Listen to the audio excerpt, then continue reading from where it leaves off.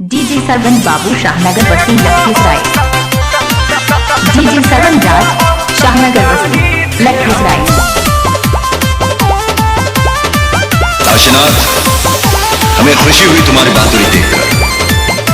तुम्हें भी बहुत खुशी होगी ये जानकर कि आज के बाद तुम मेरे गिरोह में काम करोगे। ये मंसूर का हाथ लगा दिया।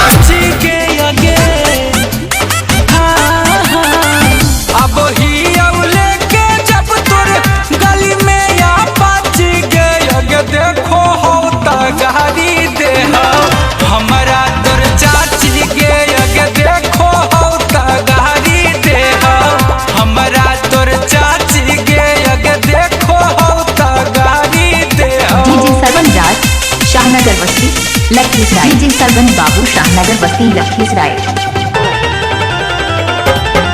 हर आने वाले तूफान से पहले एक जानलेवा खामोशी छा जाती है। तो हम गलत अल्फाज पसंद नहीं।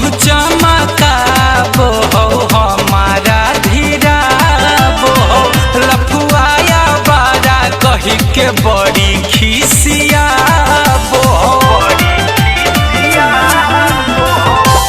चमका बो हो हमारा धीरा बो हो लफुआया बारा कही के बड़ी खिसिया बो हो चचिया तोर लागो हो जौहर के गाछी के अगे।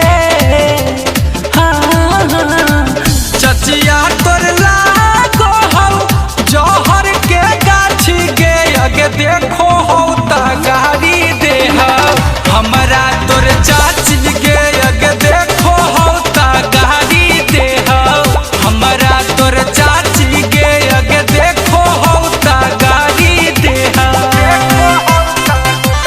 डीजे सरवन बाबू शाहनगर बस्ती लखीसराय। डीजे सरवन राज शाहनगर बस्ती लखीसराय। काशीनाथ, हमें खुशी हुई तुम्हारी बहादुरी देखकर। तुम्हें भी बहुत खुशी होगी ये जानकर कि आज के बाद से डराओगे तोरा से प्यार हम खुलम खुला कराओगे। डीजे सरवन बाबू शाहनगर बस्ती लखीसराय। तोर चाचा और चाची से डराओगे तोरा से प्यार हम खुलम खुला कराओगे। तोरे चल जाई रांची के अगे। हाँ तोरे ले मन गुंजन चल जाई रांची के अगे। देखो हो तगारी दे हमरा तोर चाची के अगे। देखो हो तगारी दे हमरा तोर चाची के अगे। देखो हो तगारी दे। शाहनगर बस्ती लखीसराय।